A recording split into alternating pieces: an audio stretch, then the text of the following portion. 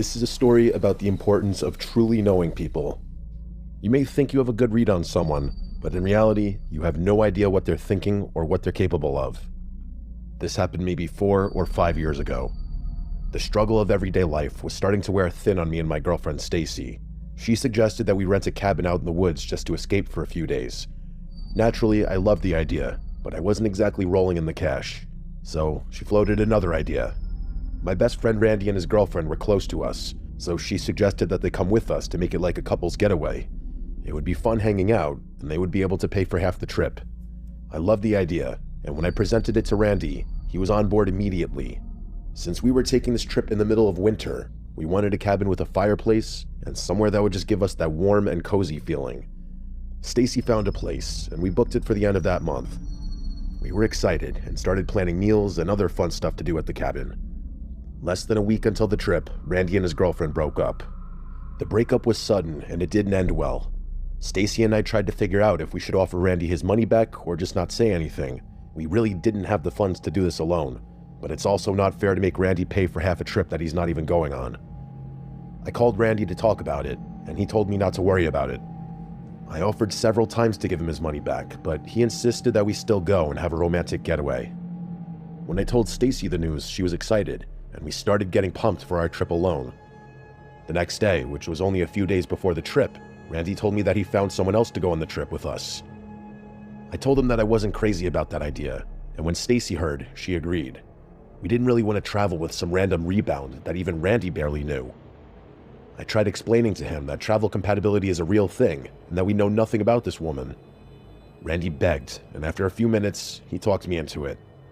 He offered to pay for my entire portion of the trip, and he promised that his new girlfriend would be cool and that we would love her. Stacy and I were not happy. We knew the trip had the potential to end in awkward disaster. That alone would be a horror story. It took a little while, but we decided that we were going to make the best of the situation. The weekend finally arrived, and we carpooled to the cabin together in my truck. Randy introduced us to his new girlfriend, Lucy. She seemed sweet and even a little quiet. Stacy and I are not shy, and we can be loud and annoying. We spent most of the drive trying to get to know Lucy, but she wasn't very talkative. I barely knew what her voice sounded like by the time we got to the cabin. The trip started fine. We all got settled in, and we were just hanging around the fireplace chatting. Stacy and I love playing card games, but we especially love Uno. We just love its simplicity, and we could play it just about anywhere and any time. So Stacy suggested that we play Uno, and everyone was on board. Even Lucy seemed like she was finally starting to come out of her shell. During the Uno game, we witnessed our first red flag of the weekend. When Stacy called Uno, indicating that she only had one card left, Lucy looked over at her, and with rage and anger in her normally mousy voice, she started to rip into Stacy. We all kind of laughed at first, thinking she was kidding around, but that made it so much worse. Lucy started to go insane. She was screaming that Stacy must have been cheating, and there's no way she could have only had one card left. Stacy was defending herself, and Lucy just kept acting like a toddler and screaming about her cheating. I'm not being sarcastic when I say she was screaming about Uno with people she barely knew. Even if Stacy was cheating, which she wasn't, this was an outrageous overreaction. When Randy tried to calm her down, she threw all her cards and left the living room. He apologized to us, and we just laughed it off. Later that night, Stacy made dinner, and Lucy seemed completely fine now, almost like she didn't throw a temper tantrum a few hours ago. This is red flag number 2. While we were eating, Lucy started to overshare details about her and Randy's personal time together, things you don't say to others in public, like very private and personal things that I'm not going to mention in the story for Randy's sake. I could tell he was embarrassed. I just kept trying to crack jokes and change the subject. Eventually she stopped, and the 4 of us didn't do much for the rest of the evening. That night, Stacy woke me up in the middle of the night and told me to listen. I got up, and I could hear Lucy and Randy arguing. I couldn't fully understand what they were saying because the bedrooms were on opposite ends of the cabin, and we had our door closed. I could just tell by the tone of the arguing and inflection in the voices that they were clearly fighting.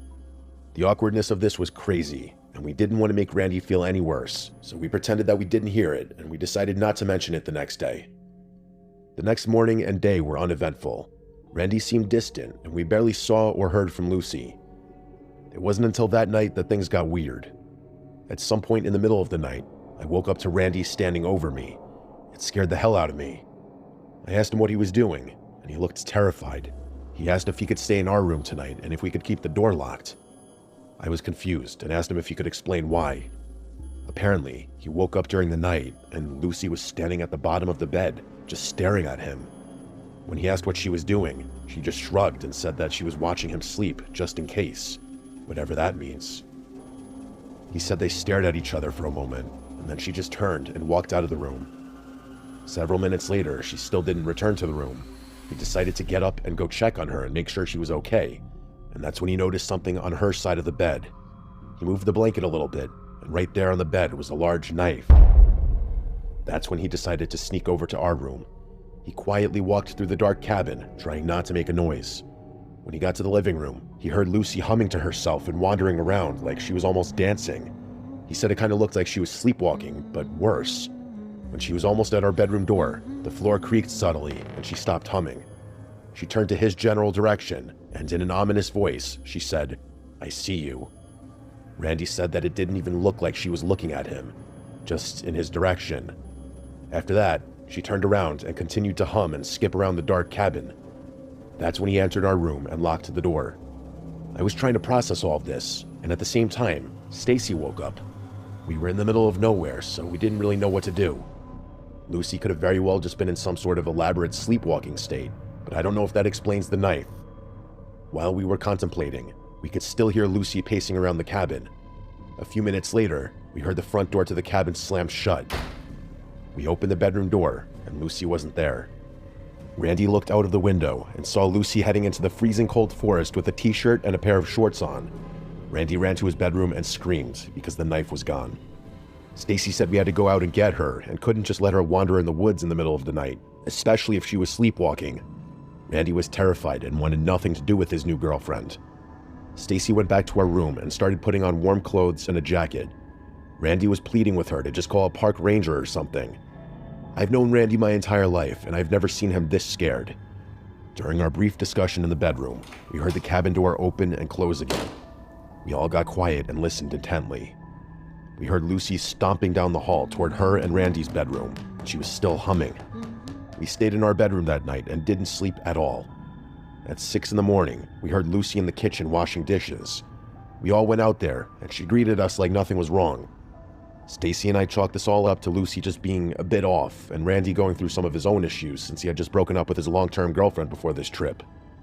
Everything we experienced the night before was weird for sure, but it could be explained by sleepwalking or something like that.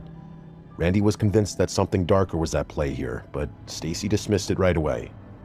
She went to help Lucy clean, and I tried to console Randy the best I could before he went back to his bedroom.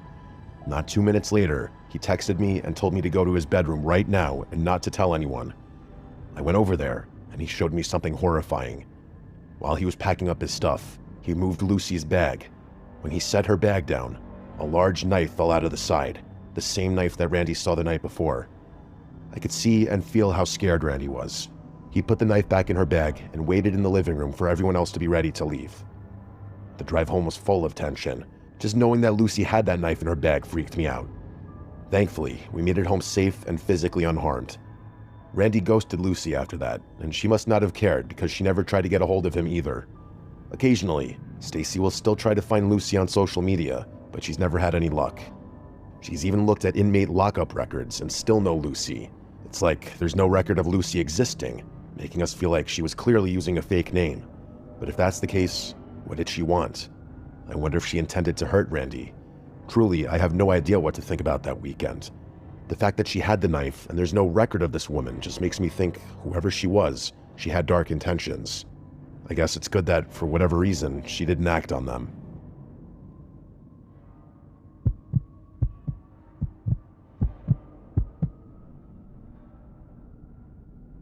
The last few years, I've really separated myself from the rest of the world.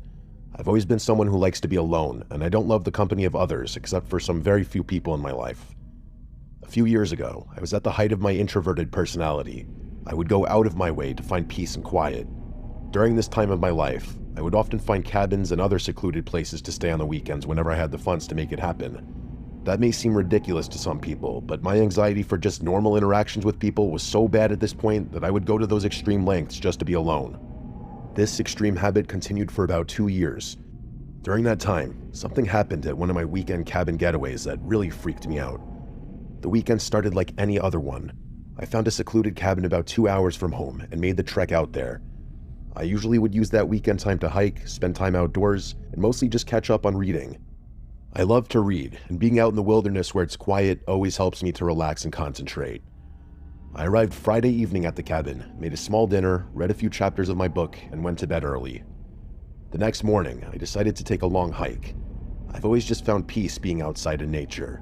Whether it's sunny, rainy, or even snowing, I just love being outside. While I was hiking through the woods, I could hear something behind me, the sound of twigs and branches snapping. You could assume that it was just the sounds of nature, but it sounded almost too deliberate to be natural. I tend to be irrational, so my mind went right away to somebody following me, but every time I turned around and scanned the surroundings, I was completely alone. I kept hiking for a little while longer, but that feeling of paranoia just kept growing. I planned on hiking a little further, but I decided to cut the hike short and head back to the house. I had gotten to a point where I wasn't even enjoying being outside anymore. That night was particularly rough on me. Maybe it was because of all the anxiety I was feeling on the hike earlier, but I just remember being sad. I decided to have a drink, and that turned into a few drinks.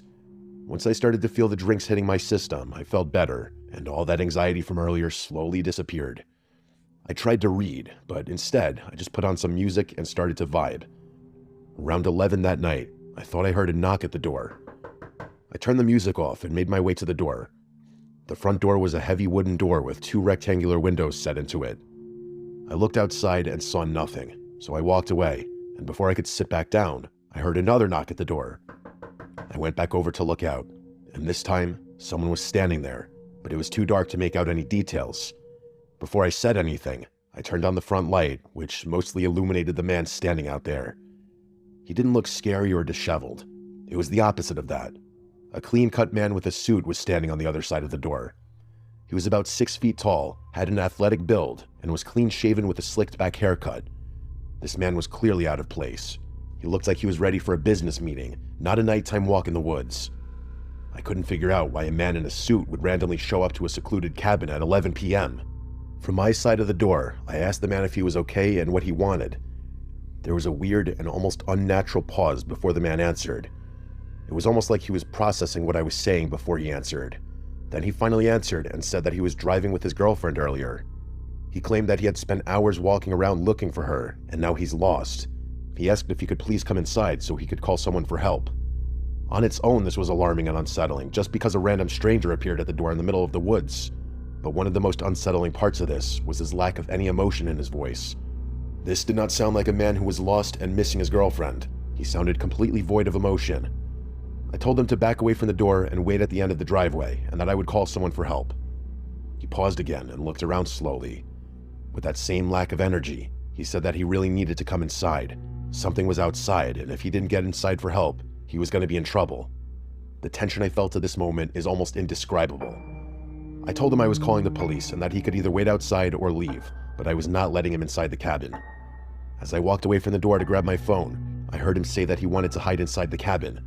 He was in trouble and he needed to hide inside. I grabbed my phone, and that's when he started to aggressively pound on the door. I ran back to the door, and I started to scream some vulgar things at the man outside. In the middle of my rant, I stopped yelling because I heard the man laughing. This was by far the most emotion the man had shown. I looked out the window, and the man had his face practically pressed up against it. His face was just inches away from mine. I nearly fell over from the shock of seeing him so close to me.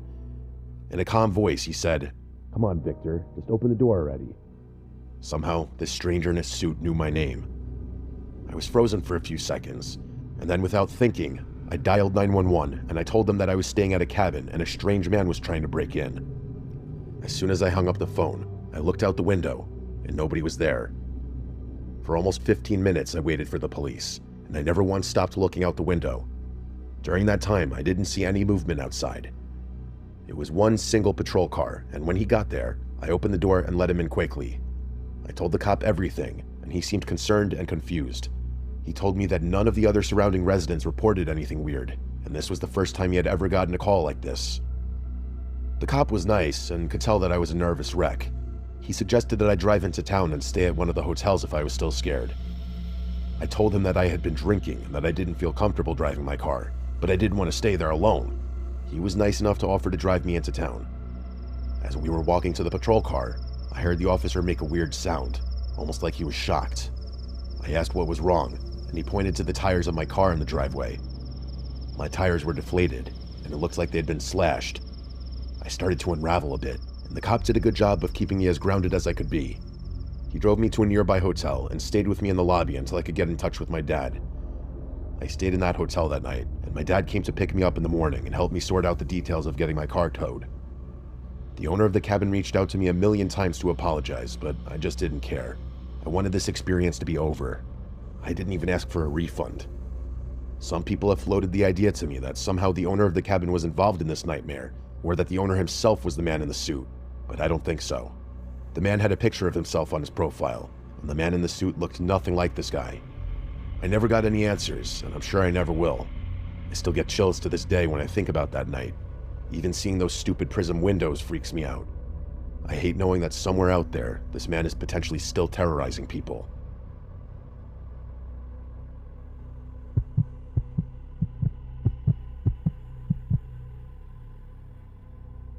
About 6 months ago, my father passed away. I'm not looking for any sympathy or anything like that. I didn't have a good relationship with the man. He wasn't a bad guy. He just didn't know how to be a proper father to me specifically. At a very young age, I realized that I was nothing like him. I knew I wasn't going to become the person he wanted me to be, and I know that bothered him, even if it was just subconscious. Fast forward to 6 months ago when my father passed, and I was surprised to see that he left me his cabin in his will. I've had friends tell me that this was my father playing one last joke on me, but I don't think that's the case. I think he knew I would sell it, and I think that's what he wanted me to do. After some of the boring paperwork details, I was told that, to sell it, I needed to go and clean it up and maybe fix some of the things that needed work. I used that as an excuse to stay at the cabin one last time. This was my way of saying goodbye to my father. When I arrived at the cabin, the first thing I noticed was the horrific smell. It smelled like death in there, and no, he didn't pass away in the cabin. He actually hadn't been to the cabin in almost a year before he died. I looked around for any dead animals, but I think the place just stunk from years of not being cleaned properly. The next thing I noticed after the smell was that the cabin looked exactly how I remembered it looking when I was 10. He still had the same setup, the same gross couches, the same bookshelves. Literally everything was the same. I spent a few hours downstairs deep cleaning every inch of that place. Luckily, my father fixed the roof a few years ago, so that was the one thing I didn't need to worry about. While I was going over my checklist of things I wanted and needed to do, I kept hearing noises coming from above me, like the sound of rustling and movement. That's when I remembered that he had an attic in this cabin. Attic might be a stretch. It's really like a mix of an attic and a crawl space, almost like it doesn't know exactly what it wants to be. There's a back hallway in the cabin, and located on the ceiling in the back hall is a pull-down cord. When you pull the cord, the door opens, and one of the retractable ladders comes down. I slowly started going up the ladder, and I was prepared to be attacked by a legion of raccoons or squirrels. Instead, I was attacked by an even more foul smell than before. I started to cough from the horrible smell in the attic. After my coughing spell, I looked around and was disgusted. There were boxes everywhere, but the worst part was that there was trash all over the place. Wrappers from food, empty beer cans, and just garbage everywhere. I knew my dad was not the cleanest person, but I also didn't think my dad was this messy and disgusting. I picked up some of the trash, but I only stayed up there for a little bit. The smell was horrible, and I was tired from cleaning downstairs. I wasn't mentally prepared to go through all the boxes and deal with the upstairs at that moment. I took out a bunch of trash and decided that I would clean upstairs tomorrow. Not long after, I went to bed. I put some of my clean sheets on his bed and slept in his old room. I woke up during the night because I thought I heard the sound of rustling again. I started to think that maybe the walls had some kind of animal infestation. That would explain why I kept hearing movement, and if animals were living in the walls, maybe animals were also dying in the walls, and that would explain the smell. The only problem with my theory was that the sounds I kept hearing were clearly coming from above my head in the attic. Since I wasn't sleeping very well, I decided to plug my nose and go check it out. When I got to the back hall, I noticed that the attic door latch was open and the ladder was hanging down. I thought that was weird, but totally possible that I didn't shut the door all the way, and maybe the wind or raccoons knocked it down. When I went to latch the door, I noticed another snack food wrapper on the ground at the base of the ladder. I couldn't believe there was more trash. I picked it up, stormed into the kitchen angrily, and threw the trash away. I grabbed a water bottle, went to the living room, and sat on the couch. It was dark in the living room, and I knew I wasn't going to fall asleep again, so I decided to stay awake. He had a small end table next to the couch with a little lamp on it. I turned on the lamp, and it wasn't very strong. It was a low orange light, but it was enough for right now. Just enough so I didn't have to sit in complete darkness. I started to think about my father. Then I started thinking about my father in this cabin. I was thinking to myself, why would he ever hang out in that nasty, dirty attic when he has the entire cabin to himself? Even though the cabin was disgusting, it was a lot nicer than a dirty attic. While I was sitting there, I looked over to the corner of the room, and I saw something weird. It looked like a blanket covering something next to the recliner. That alone wouldn't be weird. What was weird is that I cleaned that entire downstairs earlier, and I don't remember a blanket covering anything. I slowly got up and started to approach the blanket. I froze in my tracks. I was a couple feet away from the blanket, and I noticed something that looked like the bottom of a boot protruding from the blanket. I slowly took a step back and tried to focus my eyes in the mostly dark room. I was staring right at the blanket, and I watched the entire blanket shift. It was clear to me that someone was under this blanket. I wasn't hearing animals earlier. I was listening to the sound of a person moving around. I stood there for a second, just watching the blanket. The more I stared at it, the more I realized how obvious it was that a person was hiding there. I could clearly see the blanket moving up and down from whoever was breathing underneath the blanket. I didn't want to find anything else out about this person. I slowly retreated to the kitchen, grabbed my phone and keys, and sprinted out of the cabin. I ran to my car and started it, and started backing down the long driveway. While I was backing out, I looked up and saw a scary-looking, mangy man run out the door. He didn't chase my car or anything, he just ran outside and stood in front of the cabin. I called the local police department and reported this to them. They told me that because my father hadn't been living in the cabin for some time, some random person probably moved in there for warmth, and when nobody ever came to the cabin, he probably just stayed. Judging by the smell, he figured that the man was probably there for at least a year, which makes sense because my father hadn't been to the cabin in a while before he passed away. By the time the police showed up, the man was gone. I have no other information about who the man was, where he came from, or where he went. I don't think he intended to hurt me unless he had to. He clearly had a lot of chances and didn't do anything, but it doesn't change the fact that I was sitting next to a strange man who had been living in filth in my father's attic. I never took another step inside that cabin after that night. I hired someone to clean it out without even telling them. Maybe that makes me a jerk. They got rid of everything inside, and I sold it as is. I hope whoever owns the cabin now is as happy as my father was in that place, and that they never have to deal with the surprise visitor.